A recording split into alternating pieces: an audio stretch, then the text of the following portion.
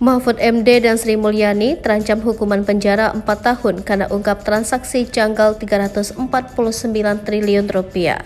Menko Polhukam Mahfud MD dan Menteri Keuangan Sri Mulyani terancam hukuman penjara selama 4 tahun. Hal itu karena Mahfud MD dan Sri Mulyani dianggap telah membocorkan soal adanya transaksi janggal di Kementerian Keuangan yang jumlahnya mencapai 349 triliun rupiah.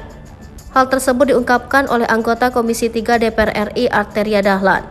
Arteria Dahlan mencecar Kepala Pusat Pelaporan dan Analisis Transaksi Keuangan Ivan Yustia Vandana dalam rapat kerja antara PPATK dengan Komisi 3 DPR RI di Komplek Parlemen Senayan Tanah Abang, Jakarta Pusat pada Selasa 21 Maret 2023. Dalam kesempatan tersebut, Arteria menanyakan soal sosok yang membocorkan laporan hasil analisis PPATK ke DPR, terutama mengenai transaksi 349 triliun rupiah. Mendengar jawaban Ivan, Arteria kemudian membacakan pasal 11 Undang-Undang Republik Indonesia nomor 8 tahun 2010 tentang pencegahan dan pemberantasan tindak pidana pencucian uang. Saya bacakan pasal 11, Pak. Pejabat atau pegawai PPATK, penyidik atau penuntut umum, hakim dan setiap orang itu termasuk juga menteri, termasuk juga Menko, Pak. Ya.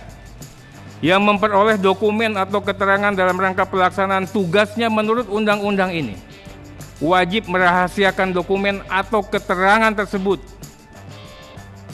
Sanksinya, Pak, sanksinya setiap orang itu dipidana dengan pidana penjara paling lama 4 tahun. Ini undang-undangnya sama, Pak. Ini serius. Pernyataannya tersebut merujuk pernyataan Menko Polhukam Mahfud MD soal temuan transaksi mencurigakan 300 triliun rupiah di Kementerian Keuangan periode 2009 sampai 2023, merupakan indikasi dugaan tindak pidana pencucian uang pada Jumat 10 Maret 2023.